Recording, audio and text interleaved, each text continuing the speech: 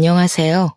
저는 노후에 효도 사기당할 뻔해 자식들을 등지게 된 사람입니다.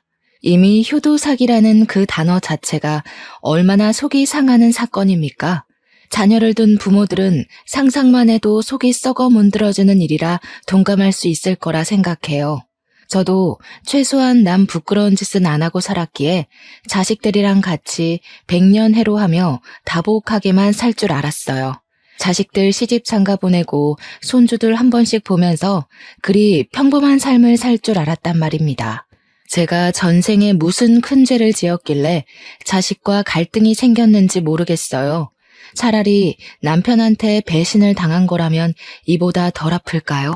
저를 낳아준 부모님에게 버림을 받는 것이 상대적으로 더 나았을까요? 제 뼈와 살을 깎아서 정말 소중하게 키운 자식들입니다.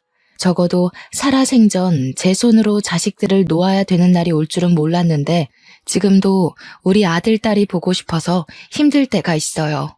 부모로서 제가 내린 결정이 맞는 길인지도 모르겠습니다. 그냥 다 모르겠어요. 저랑 남편을 위해서라면 제 마음속의 그리움을 떨쳐내야 하는데 그게 잘 안 되네요. 그래도 내 자식들이니까 죽기 직전에는 얼굴 한번 보는 게 좋을는지 제 이야기 한번 들어봐 주세요. 제게는 인생 최대로 멋진 남편이 있습니다. 남편은 젊은 시절 이팔 청춘을 아끼지 않고 열혈하게 살아온 사람이에요. 남편은 외벽 청소 업체에서 일을 하는 사람이었는데 아르바이트로 시작해서 정규직으로 전환이 된 경우였고 그곳에서 일을 오랫동안 지속해 많은 돈을 벌었습니다. 다 아시다시피 외벽 창문 청소는 고층 빌딩도 오르내려야 하는 위험한 일이지 않습니까? 그런데도 그만큼 페이도 셌기 때문에 젊은 사람들도 많이 한다고 하더라고요. 남편도 성인이 되자마자 시작을 해서 돈을 차곡차곡 모아 30살이 된 해에는 6억을 모았다고 했습니다. 그렇게 모으는 것도 참 힘든 일이잖아요. 남편이 허리띠 졸라매며 돈 모으는 데만 집중하고 살았다고 했고 그 때문에 청춘이라면 누구나 즐겼을 애인이나 친구는 한 명도 없다고 했어요. 저와 남편은 평소 겹칠 만한 동선이 없어서 인연이 만들어지기 어려운 사이였는데요. 그런 제가 남편을 만날 수 있었던 건 남편이 일하는 업체 상사의 친구가 우리 아빠랑 아는 사이였기 때문이었어요. 업체 상사님이 남편을 평소 좋게 봤는데 젊은 사람이 젊은 세월 아깝게 일만 한다고 많이 잔소리를 했었다네요. 그래서 애인 좀 사귀라고 소개해준 사람이 바로 저였습니다. 일이랑 돈 모으는 것 말고는 관심도 없었던 남편은 나이가 30살 되니까 주위 동료들이 결혼을 하는 걸 보고 자기도 결혼을 위해 돈을 모아왔다는 걸 뒤늦게 자각을 했다고 해요. 결혼을 위해 돈을 모으고 있었는데 정작 여자는 없는 희한한 상황이었던 거죠. 뒤늦게라도 그걸 깨달은 남편은 소개팅에 흔쾌히 참석을 했고 저와 참 인연이 되었습니다. 연인이 되고 보니 남편이 어떤 사람인지 좀 더 깊은 내막을 확인할 수 있었는데요. 실제로 남편은 주머니 사정이 넉넉했던 것과 달리 단가 저렴한 옥탑방에 살고 있었고 전기세 가스비를 철저하게 아꼈습니다. 그리고 옷도 한참 예쁠 나이에 입을 만한 옷이 아닌 작업에 용이한 꾸질꾸질한 옷밖에 없었어요. 그래도 이상하게 저는 그게 참 좋았습니다. 서로 잘 맞는다는 게 이렇게 서로의 인생을 그대로 인정해주는 것이 아닌가 싶어요. 저희는 그렇게 서로 존중하며 만나서 결혼까지 하게 된 사이예요. 제가 남편의 첫사랑입니다.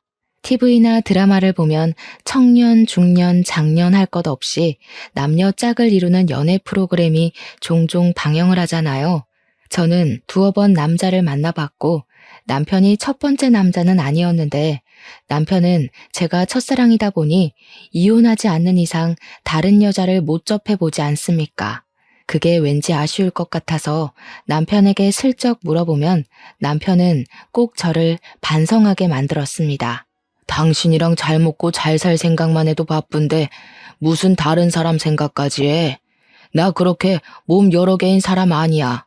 나한테는 당신만으로도 충분히 과해. 남편이 어떤 사람인지 짐작이 되실지 모르겠어요. 남편은 항상 저더러 자기한테 과분하다고 하는데 저야말로 남편이 너무 과분하게 좋은 사람이라서 나쁜 생각을 할 겨를이 없습니다. 남편 때문에 늘 행복하다 보니까 옥탑방에서 남편 따라 구두쇠처럼 사는 것조차도 즐거움이더라고요. 남편이 저와 결혼을 하고 나서 이사를 가려고 했지만 제가 만류했습니다. 아이 낳으면 돈 들어갈 일이 많으니까 우리끼리는 최대한 아낄 수 있을 만큼 아끼다가 아이 생기면 이사를 가자고 했어요. 저는 진심으로 괜찮아서 그렇게 말한 건데 남편은 저를 옥탑방에 재우는 내내 미안해했습니다. 그래서 첫째가 더 빨리 생겼을지도 모르겠네요. 결혼을 한 지 얼마 안 돼서 딸이 생겼고 저희는 남편이 바랬던 대로 옥탑방을 탈출할 수 있었어요. 그리고 좋은 아파트에서 연년생으로 아들까지 생겼죠. 당연히 남편이 부지런히 모은 돈 덕분에 신혼살림은 평수 넓은 아파트에서 좋은 가구로 시작을 할 수 있었습니다. 남편 말로는 처음부터 이렇게 시작해주고 싶었는데 저 때문에 미뤄져서 속상했다고 하더군요. 저는 그냥 남편이 뼈 빠지게 모은 돈을 너무 한꺼번에 날리는 게 아닌가 좀 미안해서 그랬어요. 시집을 가면서 제가 보탠 거라곤 예단비 6천만 원밖에 없었거든요. 그럼에도 남편은 늘 그렇게 말했습니다. 언젠가 하게 될 결혼을 위해 모은 돈이라서 자기는 이미 저를 만나 꿈을 이룬 거라고 말이죠. 그 담백한 고백에 사랑받는 느낌이 들어서 주책맞게 눈물을 보였던 기억이 나네요. 그렇게 저는 남편의 무한한 지원을 받았고 우리의 소중한 아이들을 남부럽지 않게 키웠습니다. 아들이랑 딸이 하고 싶은 게 있으면 최대한 시켜주려고 했고 주말에 한 번은 꼭 나들이를 나갔죠. 다른 학부모들이 밝게 자란 우리 애들을 볼 때면 꼭 하는 말이 있었는데요. 어쩜 그렇게 철이 들어있냐는 말이었어요. 어른스럽게 키운 건 아닌데 애들이 알아서 얌전하고 똑똑하게 자라주더라고요. 그리고 보통 연년생에다 형제자매면 항상 받는 질문이 혹시 싸우지는 않냐는 건데 저희도 그 부분이 참 신기했어요. 우리 애들은 크게 싸우질 않더라고요. 다른 집안에 비해 크게 부모 속을 썩이는 부분도 없었습니다. 저랑 남편은 아이들에게 큰 소리를 한 번 낸 적이 없어요. 그럴 필요 없이 아이들이 알아서 서로에게 양보하고 공부하고 잘 어울려 지냈거든요. 이렇게 말하면 좀 잘난 척하는 것 같겠지만 아마 저희는 성실하게 살아서 애들도 그걸 보고 배운 게 아닌가 그렇게 생각할 수밖에 없었어요. 근데 또 반대로 저희 부부가 자식을 보고 깨닫고 배우는 것도 많았습니다. 심지어 애들이 주는 효도는 여기서 끝이 아니었어요. 바람직하게 자란 둘은 사이좋게 명문대까지 입학을 했고 번듯한 직장인이 되었는데요. 미성년자라 하지 못했던 능력으로도 저희에게 마음을 표현해 주더라고요. 바로 용돈 말이죠. 아들이랑 딸이 첫 월급을 받고 우리에게 그 금액을 고스란히 건네준 적이 있었어요. 신이 나서 월급을 내미는 애들을 보면서 저희는 수고 많았다고 다독여주기보단 급하게 손사래를 쳤습니다. 아유, 됐다. 우리가 돈이 없는 것도 아닌데 내 새끼들 코 묻은 돈을 어떻게 받니? 너희들이 고생해서 번 돈인데 너희 하고 싶은 거 이참에 잔뜩 해보면서 써. 그래, 엄마 말이 100번 맞다. 마음만 받은 걸로 할 테니까 앞으로 우리한테 용돈 같은 건 안 줘도 돼. 아직도 이 엄마 아빠 눈에는 한참 아기 같은데 줘도 우리가 용돈을 줘야지. 저희 부부가 적극적으로 나서서 사양을 하면 아들이랑 딸은 표정을 시무룩하게 죽이면서 꼭 그런 말을 했습니다. 엄마 아빠도 고생해서 번 돈으로 우리 먹여 키운 거 아니야? 엄마 아빠 고생에 비하면 이 정도 돈은 아무것도 아니거든. 이럴 땐 그냥 눈 딱 감고 받아주는 거야. 고생했다고만 하면서. 나도 그렇게 생각해. 솔직히 잔뜩 모아서 한 번에 주고 싶었는데 첫 월급이 좀 의미 있는 거니까 준비한 거야. 우리 뻘쭘하다. 좀 그냥 받아줘. 얼마나 기특한 녀석들입니까? 저희가 그다지 이렇게 저렇게 키우겠다는 신념을 갖고 있었던 것도 아닌데 어쩜 하는 짓마다 일이 고마운 건지 눈물이 다 나더라고요.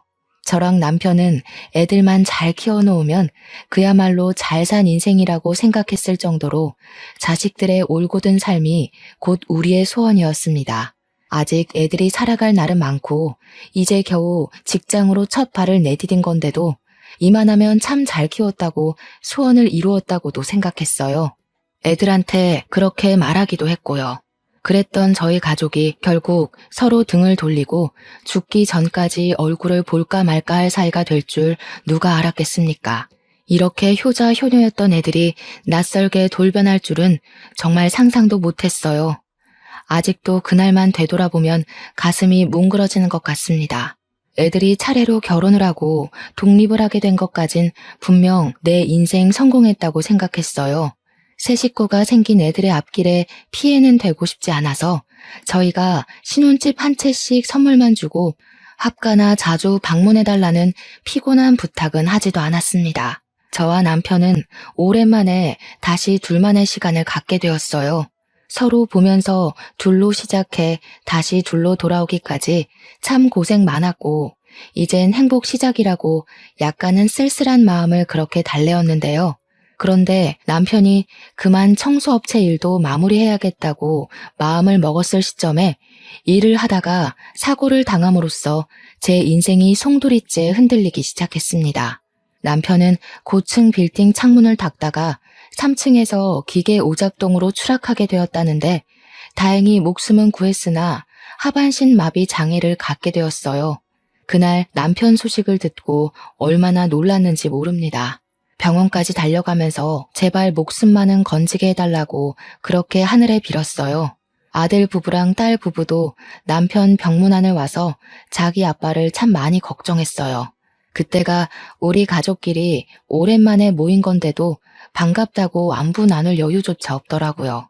남편이 무사히 깨어난 건 정말 감사한 일이지만 하반신 마비뿐만 아니라 남편 머리도 살짝 다치는 바람에 언어 쪽에도 문제가 생겨 남편 말이 어눌해졌어요.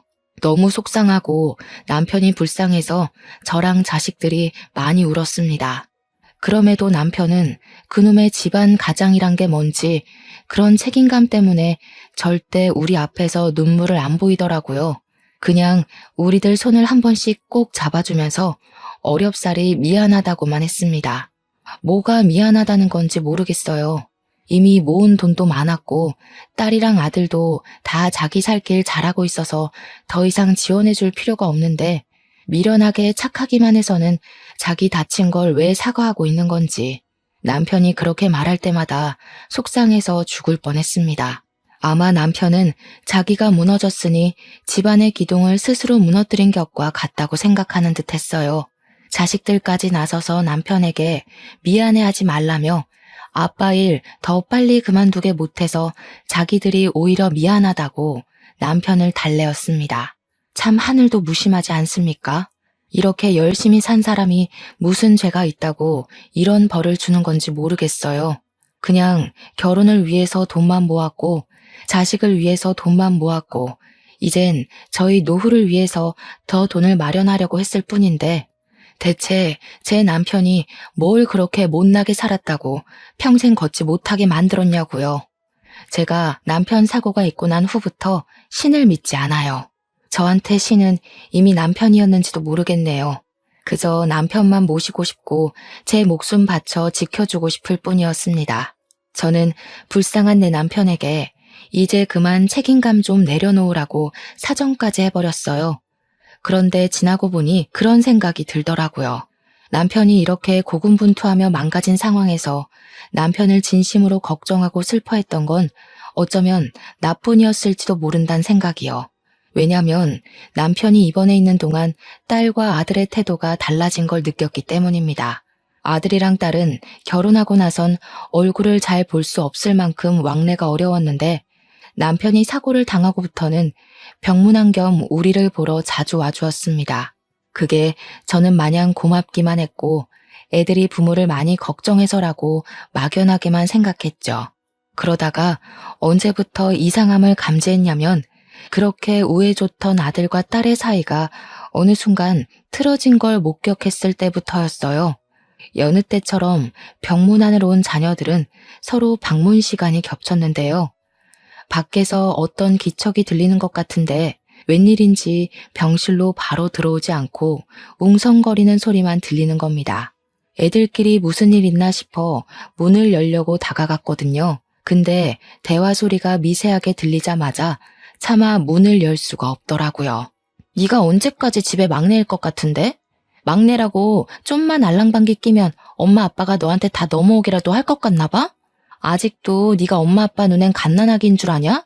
욕심 부리는 거 다 티나거든? 그러는 누나야말로 갑자기 자주 오는 이유 다 티나. 누가 봐도 딴맘 있어서 그런 거 아니야?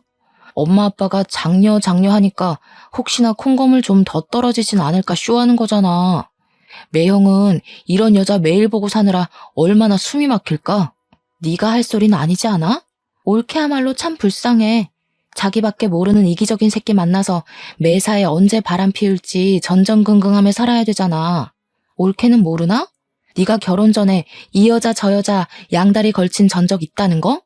그 순간 아들이 약간 언성을 높이면서 딸한테 쌍욕을 섞었고 뭔가 손찌검이 오갈지도 모를 만큼 분위기가 험악해졌음을 느꼈습니다. 그제야 저는 문을 활짝 열었어요.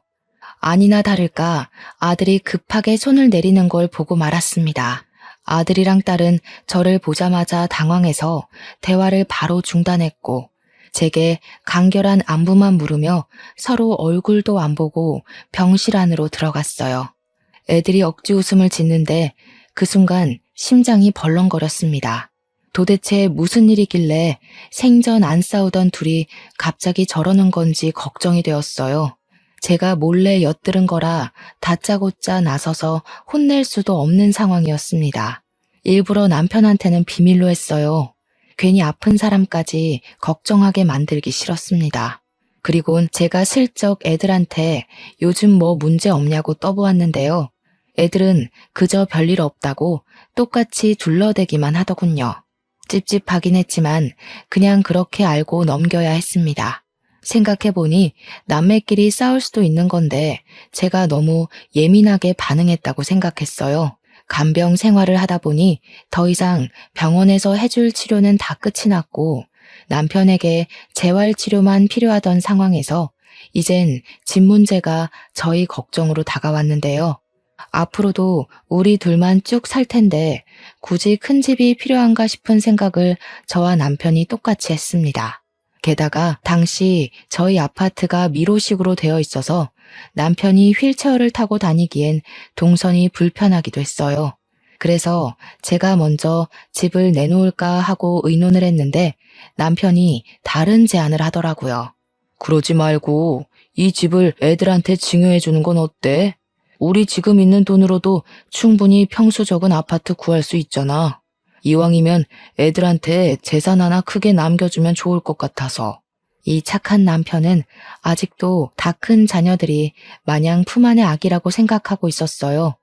물론 그건 저도 마찬가지고 어느 부모나 당연한 소리겠지만 한편으론 자식들에게 아낌없이 퍼주는 남편이 너무 바보같이 착하고 욕심이 없어서 안타까웠어요. 애들 시집장가 다 보냈으면 좀 자기한테 투자를 할 필요도 있는데 너무 돈만 벌어와서 그런지 남편이 스스로를 잘 못 챙기는 것 같더라고요. 물론 자녀들도 그런 남편의 심성을 잘 알아서 우리에게 더 잘하기도 했어요. 어쨌든 남편이 제안한 뜻이나 남편의 마음가짐이 어떤지 다 이해하고 잘 알겠는데 제게는 바로 수긍할 수 없는 고민이 하나 있었어요. 바로 아들과 딸의 사이가 안 좋아 보였다는 겁니다. 한 집에서 두 식구가 살 수는 없는 일이니 어느 한쪽에만 집을 줘야 하는데 그럼 안 좋은 사이가 더 틀어질 것 같았거든요. 그래서 제가 그때 처음으로 아들과 딸의 원인 모를 갈등을 남편에게 처음 고백했어요.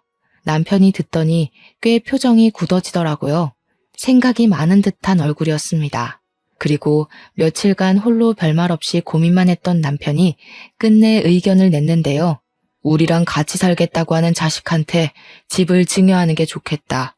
애들한테 전화해서 집 주는 조건으로 우리랑 같이 살 수 있겠는지 물어봐.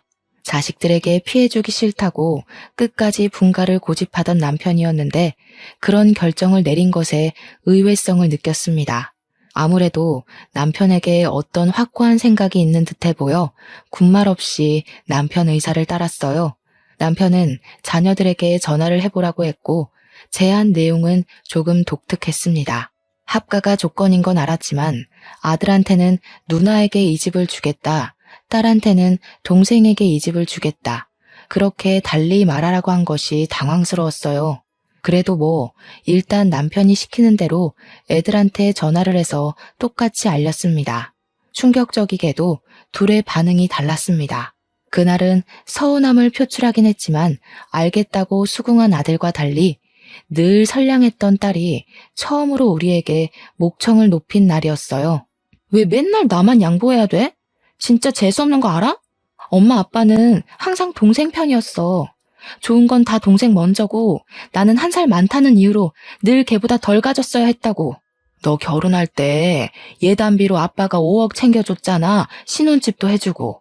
아들 장가 갈 때는 결혼에 돈 왕창 써버리느라 겨우 2억밖에 못 챙겨줬어. 아무리 서운해도 그런 소린 하면 안 되지. 5억? 그게 아파트랑 같아? 그 아파트 단가 오르면 내가 더 손해잖아. 아파트 단가 오를 때마다 나한테 돈 더 줄 거야? 그런 것도 아니면서 어떻게든 아들한테만 이익 챙겨주려고 하는 거 진짜 지긋지긋하다. 내가 자식이긴 해? 말만 우리 장녀 하면 뭐해? 장녀가 뭐 밥 먹여줘? 이럴 거면 나 왜 낳았어? 뭐라고? 어떻게 부모한테 그런 말을 할 수가 있어? 엄마 아빠가 너를 얼마나 아끼면서 키웠는데 우리가 언제 차별을 했니? 너나 동생이나 똑같이 해주고 똑같이 갖게 하려고 얼마나 노력했다고. 그건 엄마 아빠 생각이겠지.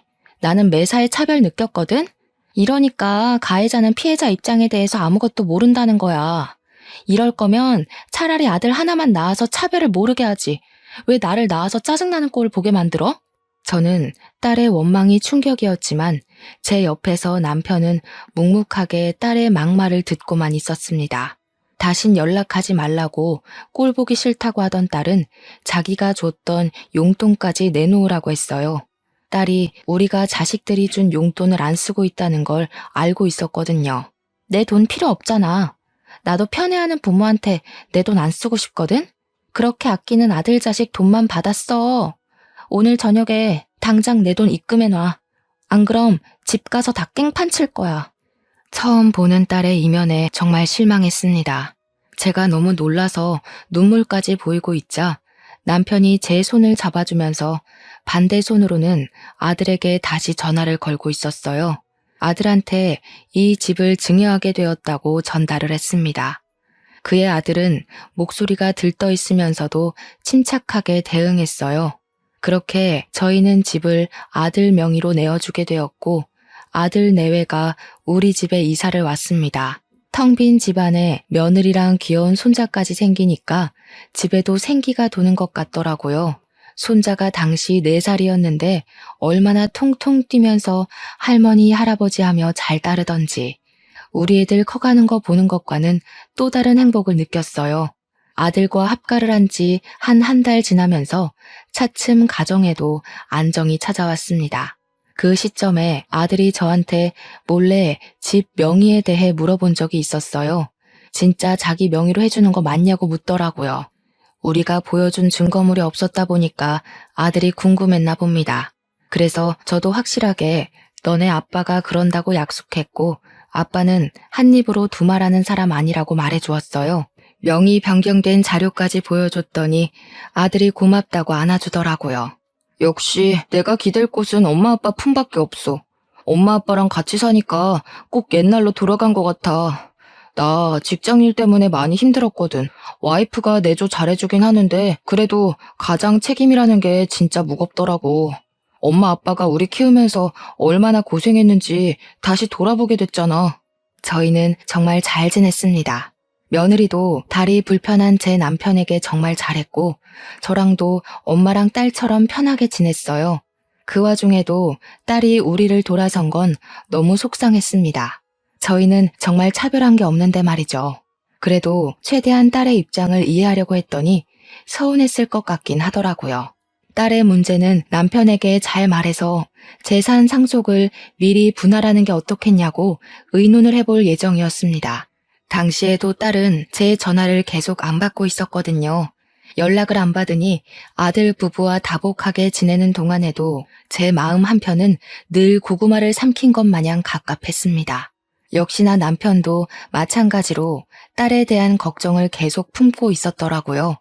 물론 저랑 남편이 사후 재산을 상속하기엔 아직 기력이 쇠한 건 아니었기에 상속 문제는 당장 눈앞의 일로 생각하지 않았어요. 그리고 어느 날 저의 불행이 본격적으로 시작이 되었는데요. 남편이 재활치료를 받아봐야겠다고 외출하기 시작한 지 2달 정도 되었을 때 지옥이 찾아왔습니다. 원래는 항상 제가 동행을 했지만 그날따라 남편이 혼자 다녀오겠다고 고집을 부리더라고요. 남편이 여전히 휠체어를 타고 있던 신세라 홀로 두기에 걱정이 되었습니다. 하지만 남편의 뜻을 존중해 홀로 보내게 되었죠. 그리고 충격적이게도 그날로 남편을 잃어버리게 되었습니다. 남편의 행방불명 때문에 집안이 난리가 났었어요. 아들은 경찰에 신고했고 며느리는 집 주위를 둘러보거나 재활병원에 연락하면서 남편을 수소문에 찾기 시작했죠. 그 와중에 딸은 계속 연락이 안 되더라고요. 문자로 네 아빠가 실종되었다고 했고 제 문자를 읽은 표시가 떴는데도 전혀 연락이 안 왔습니다. 그 순간만큼은 딸이 너무 원망스러웠어요. 어떻게 네 아빠가 없어졌다는데도 그깟 돈 때문에 부모를 등질 수가 있니? 네 누나를 어쩌면 좋냐? 아들아, 네 누나 도대체 왜 이렇게 변해버렸다니? 엄마 아빠 속상할까봐 이런 말 안 하려고 했는데 누나 원래 그랬어. 엄마 아빠는 우리가 안 싸운 줄 알고 있을 거야. 근데 뒤에서 누나가 나 많이 때렸어. 물론 지금은 중요한 문제는 아니지. 내가 하고 싶은 말은 누나를 너무 믿지 말라는 거야. 내가 있잖아, 엄마. 난 엄마 아빠한테 숨기는 모습 없어. 그냥 이 그대로야.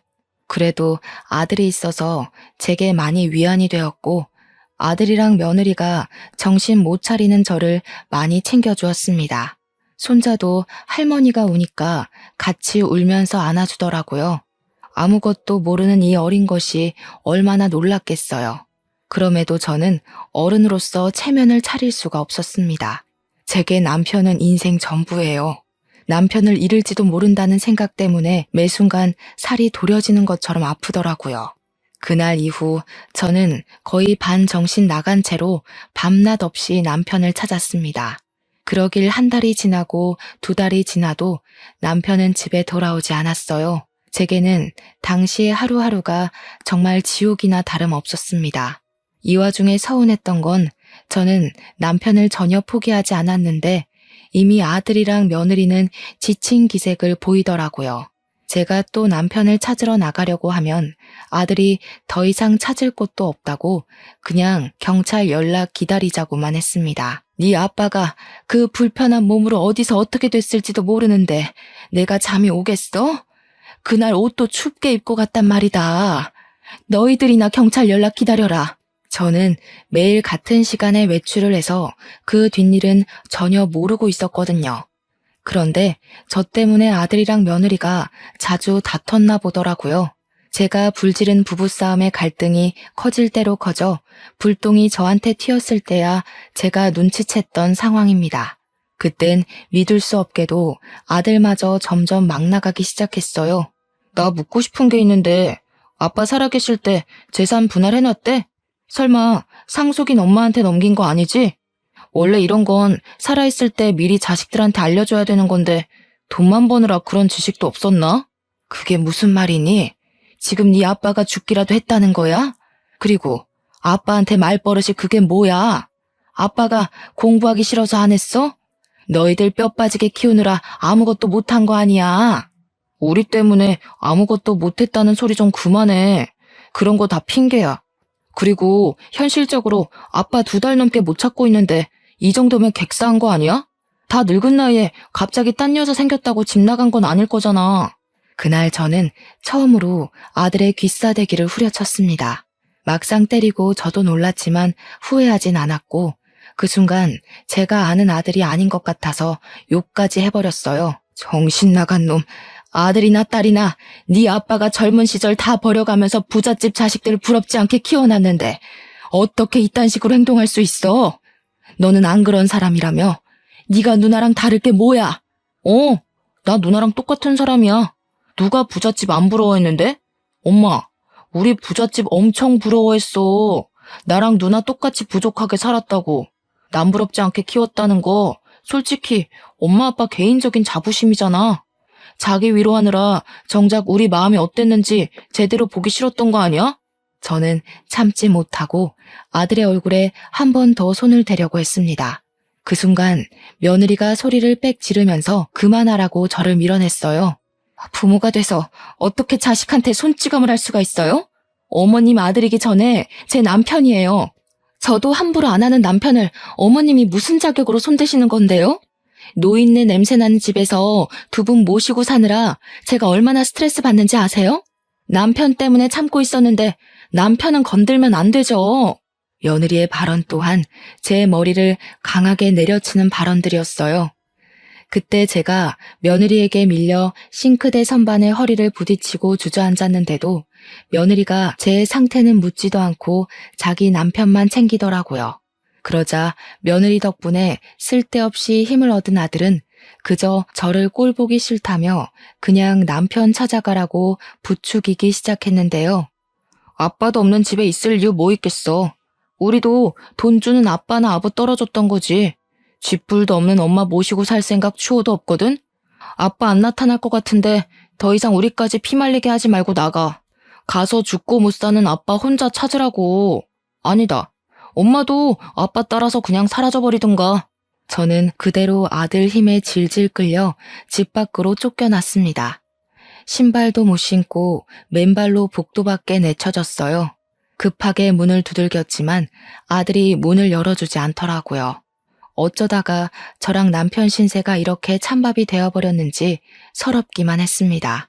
저희는 그저 살면서 자식들 생각만 하며 그 많은 세월을 견뎌왔는데 자식들 크는 거 보면서 피로하고 힘들어도 행복하게 살아왔는데 그게 왜 이런 결과를 낳았는지 모르겠더라고요. 저도 저지만 삶의 반평생을 가족만을 위해 살아온 남편이 너무 불쌍했어요. 대체 남편은 어디로 간 걸까요?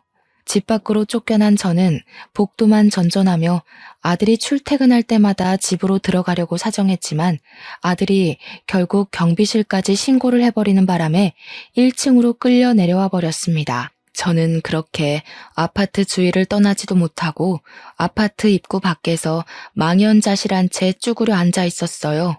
몇 끼를 굶은 바람에 노숙자가 되어서 정신을 잃었던 것 같습니다.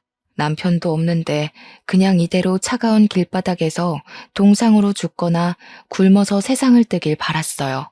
제가 살아야 되는 이유들을 다 잃어버렸으니 살고 싶지 않았습니다. 그렇게 언제인지 모르게 눈을 감았는데 다시 떠보니까 병원이더라고요. 그리고 그때 제 옆을 지키고 있는 남편을 발견했습니다.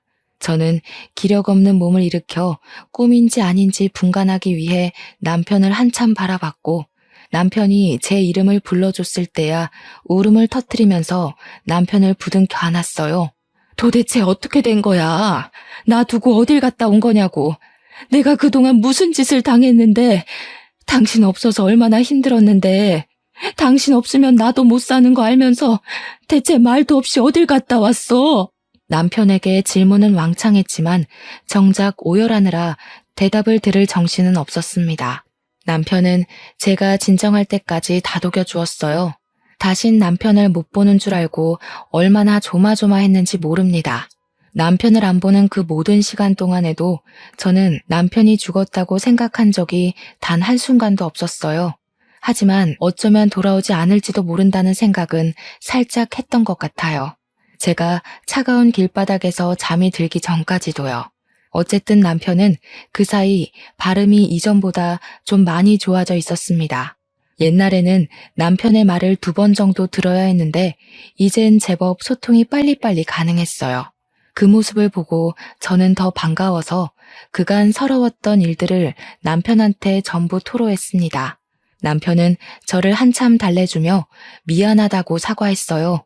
제가 차차 진정이 되어갈 때쯤에 남편이 제대로 된 사정을 얘기해 주었는데요.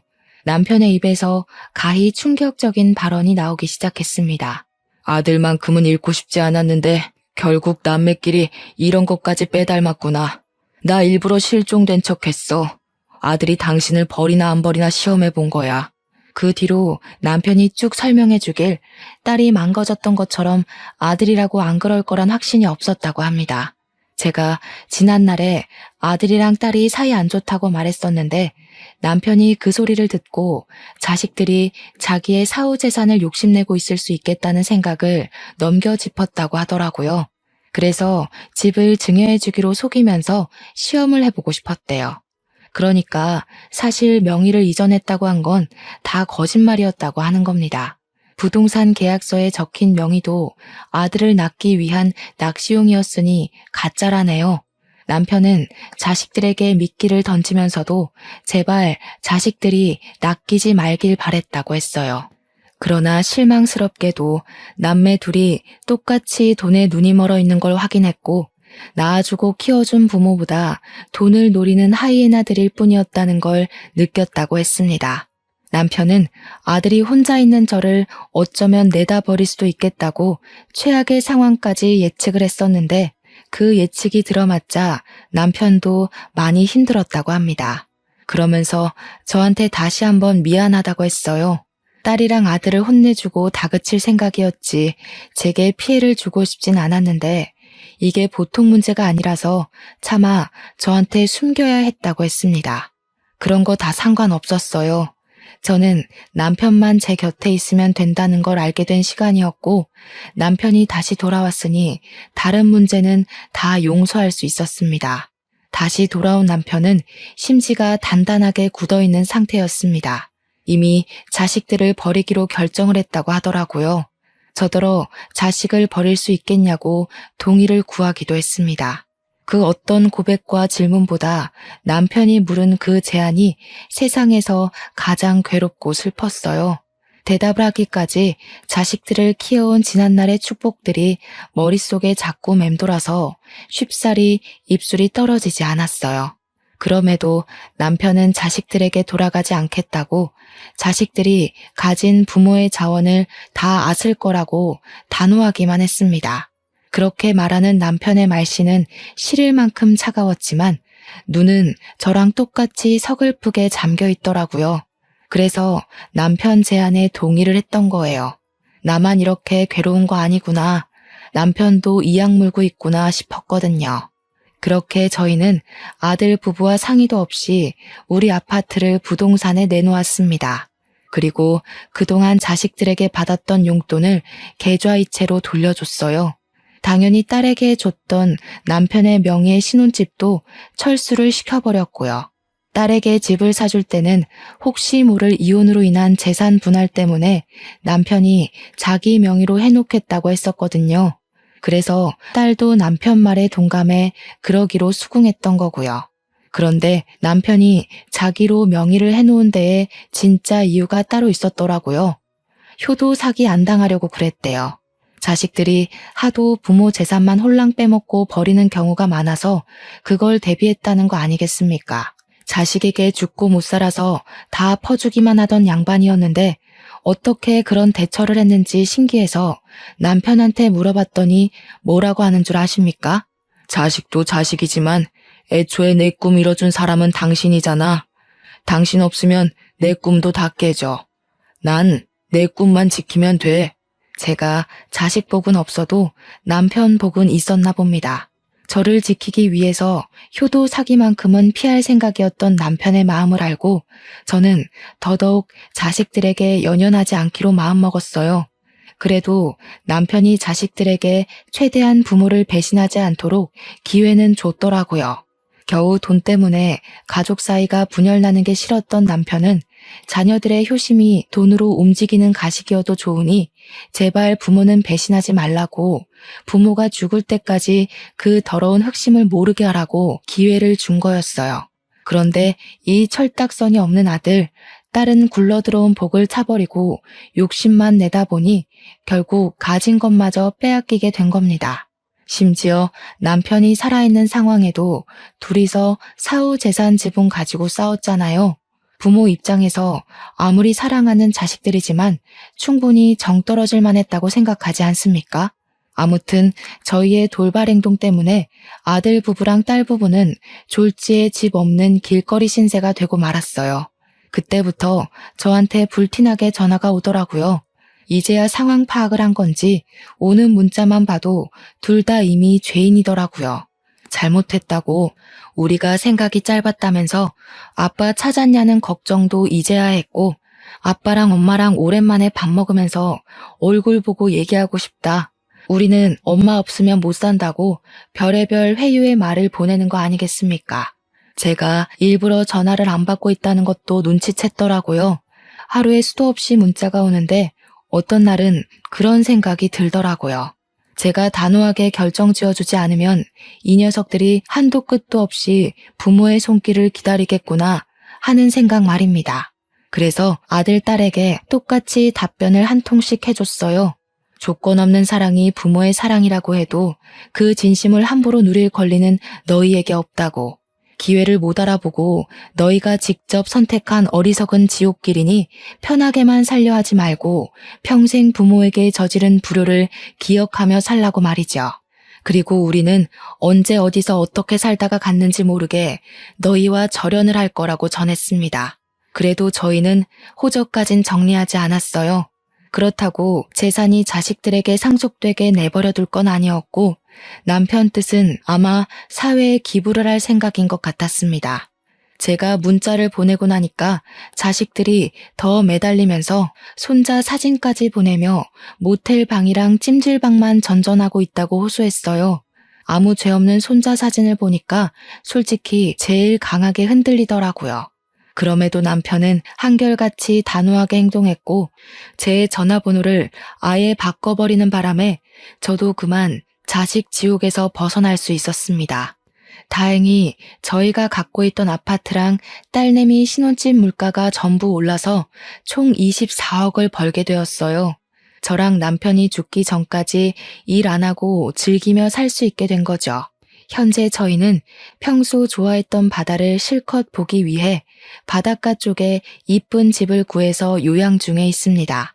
원래부터 자식이 없었던 것처럼 완벽하게 잊고 살 수는 없지만 그 근처를 흉내는 낼 수 있겠더라고요. 남편이 일을 안 나가서 몸이 근질근질한지 나들이를 많이 제한하고 있는데요. 바다를 구경하고 바깥을 나돌 때면 자식들 생각 일체 안 나고 남편이랑 연애 때 데이트를 했던 순간들만 회상이 되었어요. 자식을 위해 살았고 자식밖에 없을 줄 알았던 인생이라 생각했는데 남편의 노력 덕분에 저는 또 새 삶의 기회를 얻은 것 같았습니다. 이젠 누군가를 위해 사는 것이 아닌 진정으로 저만의 인생을 누리며 남은 삶을 보낼까 합니다. 당연히 사랑하는 사람과 함께요. 결론은 자식에게 퇴짜 맞았다는 속상한 이야기였지만 드넓은 세상에 다양한 사정이 있는 건 당연한 거라고 봐주시면 좋겠어요. 세상에 정답인 개인사가 어디에 있겠습니까? 저도 청취자분들의 개인적인 삶을 존중하고 응원합니다. 이걸 해피엔딩이라고 해야 할진 모르겠네요. 그래도 저는 아마 행복할 겁니다. 다들 주어진 시간에서 소중한 사람들과 좋은 일만 찾아 누리길 바래요. 감사합니다.